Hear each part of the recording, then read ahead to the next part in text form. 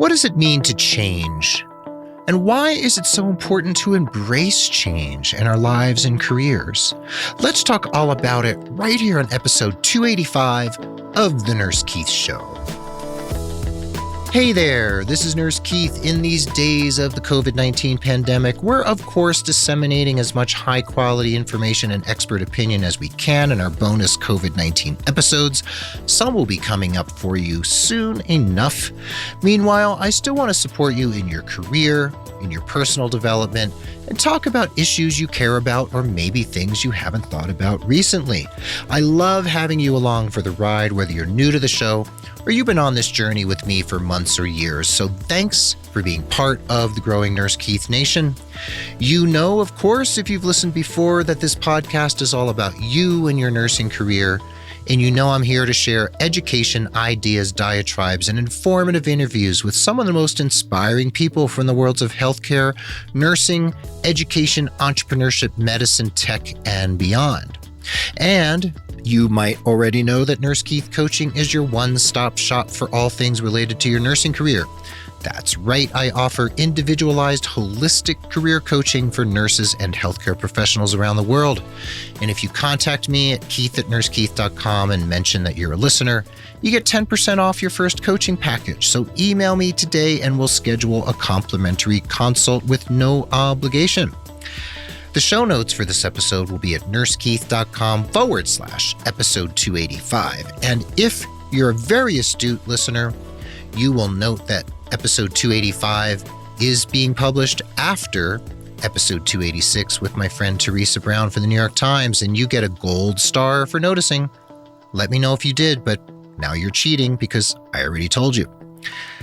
Anywho, we are here to talk about change today, and this is a short and relatively extemporaneous episode with just me here on the mic talking to you. Yes, you. I see you. I hear you about change. So, you know, when fall rolls around here in the Northern Hemisphere, at least, I often turn to thoughts of change, and I bet you do too. I remember back to, let's see, starting pre-kindergarten. This must have been, August of 1969. And if I remember, I will put a photo of me from kindergarten wearing a paisley shirt in the show notes, if you remind me. I have posted on Instagram, but I'll try to get it in the show notes for you. It is pretty darn cute. I was cute once. So kids go back to school, and I remember pre-K. I remember my dad and brother walking me up to the school up the long hill from our house. Yes, we walked to school. Well, we walked to school uphill both ways over broken glass, barefoot in the snow. Of course, we suffered greatly. But I digress. So I remember pre-K, and I remember watching my brother and my father walk away. I was watching out the window of the kindergarten room with my soon-to-be kindergarten teacher, Mrs. Henderson. She was awesome. And I remember crying. I cried, I must have cried every day for a whole week. I think I had a week of pre-K. And then I think I cried the first week of kindergarten as well, because it was a huge change.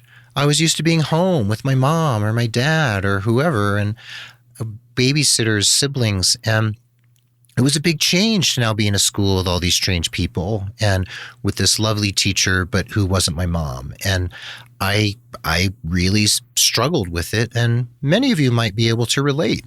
And those are really my earliest memories of that change, of going to pre-K. And it's kind of a gauzy memory. It's not real clear, but I remember crying pretty well. And I have to admit, this fall, I've done some crying myself because I've had some change going on in my life right in these moments, just in 2020. So change can come at any time, and autumn is often that time because the leaves start to change, summer starts to find its denouement and ending, and we start moving into the chillier weather. Today was the first day I went out wearing long pants, probably for about 3 months. And it felt strange to wear closed-toed shoes and socks and a warm shirt and long pants. And it'll get warm here again in Santa Fe in northern New Mexico, but, it felt weird. It's a big change. And recently, just last weekend actually, I moved. I moved to my own little adobe guest house near the hills of Santa Fe, 700 square feet, and it's lovely. And it's the first home I've set up by myself, all by myself, in just over 30 years. And you might ask, well, why is that, Keith? And I'll say, well, my wife and I separated earlier this year. And we've been separating over time, but we have very amicably separated. Never you fear. We see each other all the time. We're best friends. All is well. Of course, that is a huge change. And many of you have probably been through separations or divorces or the death of a spouse or the loss of a partner. And that is a tough change, even if you're ready for it, even if you embrace it, even if both of you have decided it's really the very best thing for your personal growth and your growth as a unit to grow apart, to be separate. That's change. And sure, I've shed tears. Sure, I've had my moments, and I'm sharing her very personally like I often do because I believe in being authentic, and I'm being authentic with you about change. Now, just last night, or yesterday, Mary brought George, the cat, over. He hadn't been to my new house yet, and we watched him embrace change. He checked out every nook and cranny and corner, just like a cat does. He went in every closet. He wanted to go in every cabinet. He went under every piece of furniture and sniffed and finally settled down and seemed fairly content, and then started purring, so we knew he was okay. And he is actually quite an adaptable cat.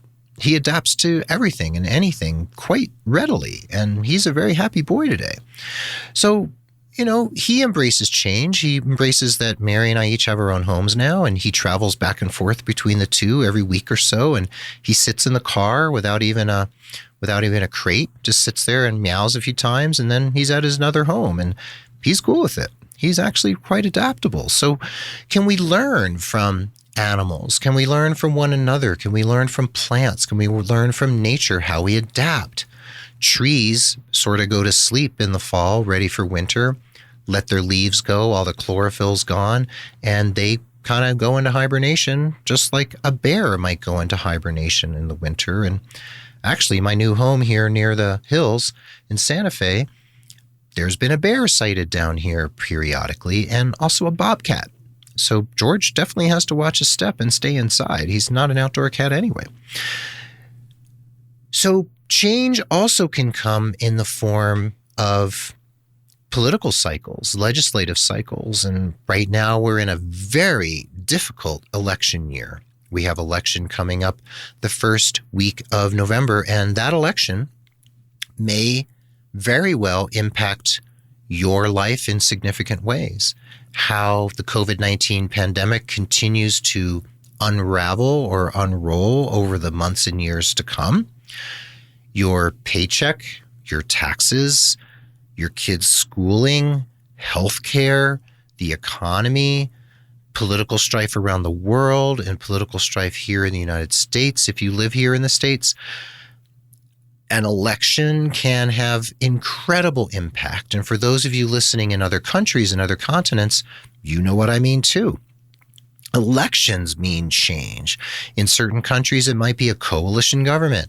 In countries like here in the United States, we're not a parliamentary system, and we elect one president from one party, and we see which party is going to control Congress and the Senate. And then we all start to figure out, okay, how is this going to impact my work as a nurse, my work as a doctor, my work as a teacher, my children's education? Are my kids going to go back to school in the middle of a pandemic and be okay? What's going to happen with college financing? What's going to happen with my 401k? Whatever it happens to be. You might see the election as an existential threat. I certainly do, and I'm usually quite open about my very left-wing progressive feelings, so you can imagine what outcome I'm looking for in November, and looking forward to hopefully January 20th when there's a change in power. Be that as it may, you might be hoping that the current president remains, and you may see another president coming in as an existential threat. Whatever it happens to be, we need to embrace whatever it's going to be because it's going to hit us and we don't want to get blindsided. If you look at your career, whether you're a nurse, physical therapist, social worker, doctor, most of you listening are nurses. I see you. Yes, I do. You write to me, you call me, you email me, and I love hearing from you. Look at your career. What have you been through in the course of your nursing career?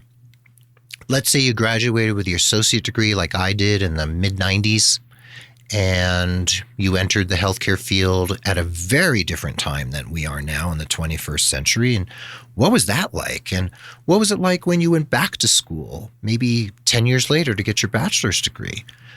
That was a huge change, going back to school in your 30s or 40s or 50s. And how did you handle that? Or maybe you're in a master's program right now, or maybe like several of my friends and one family member, you're in a PhD program, writing your dissertation proposal or conducting your research. Maybe the research clock has begun and you have 2 years. That is enormous. Or let's say you just had a baby, and that's quite the change, isn't it? When a baby comes into your life, or maybe you just adopted a child, or maybe you married and you inherited a stepchild like I did 31 years ago. Change is everywhere. It's in the air in the autumn. It is in the air at work when, let's say, your small community hospital is gobbled up by a large corporate entity that owns many, many hospitals, and maybe there are layoffs, maybe there are major changes, maybe minor changes, maybe they're tinkering with your nurse-patient staffing ratios, maybe they're looking at productivity a different way, or maybe they're introducing a new EMR. You were an Epic super user, and now all of a sudden you have to use a different EMR, and you're like, well, why do I have to do that? I was such a great user at Epic. I just put years into Epic. So what do you do then? What do you do with that change? What do you do when things around you seem to either be falling apart or just coming apart because just through attrition? Maybe all your favorite colleagues have left your workplace. Maybe your unit, maybe you're the only person left who was there a year ago. And you're like, well, where are all my people? Where's my tribe? That's an enormous change. So change can come in so many different forms, my friends. Whether it's your career, whether it's your relationships, whether it's an election or the change in seasons or the change in your lifestyle. Maybe you've moved across the country. I just moved 3.5 miles, and it's a big change for me. I just noticed how my patterns of driving around town and getting places are different, and I have to recalibrate how long it takes me to get different places, like for appointments. Maybe you've moved from New York to San Diego, and you're thinking, wow, there's fires all over California, and I'm not used to that, and COVID doesn't seem quite as bad as it was back in New York, but boy, I don't know where to go to the pharmacy. I don't know where to find friends in a pandemic. I don't know where to go to have fun because nothing's open. So change can blindside you. Change can come rolling along just when you expect it, like the change of seasons, even though you're caught off guard and all your warm clothes are in a bin out in the shed. Whatever it happens to be, how are you going to deal with it? We need to embrace change, I believe, with as much aplomb and readiness and openness as we possibly can. And grace is another word that comes to mind when I'm thinking about change. Can we embrace change with some semblance, some sense of grace? Sometimes changes are not graceful. Maybe you had a rancorous divorce. Maybe there's custody battles over the children. Maybe, like I said, your community hospital was gobbled up and you were just laid off and you are angry, or you're hurt, or you're just hurting financially because you lost your paycheck. Grace is something we can welcome into our lives. We can't always summon it in every moment because Sometimes we just can't be graceful. Sometimes we need to blubber and cry. Sometimes we need to feel sorry for ourselves. Sometimes we need to rage against the change that's coming because we know it's not right. Sometimes our sense of justice or morals or ethics are challenged, and we need to figure out how we're going to face it.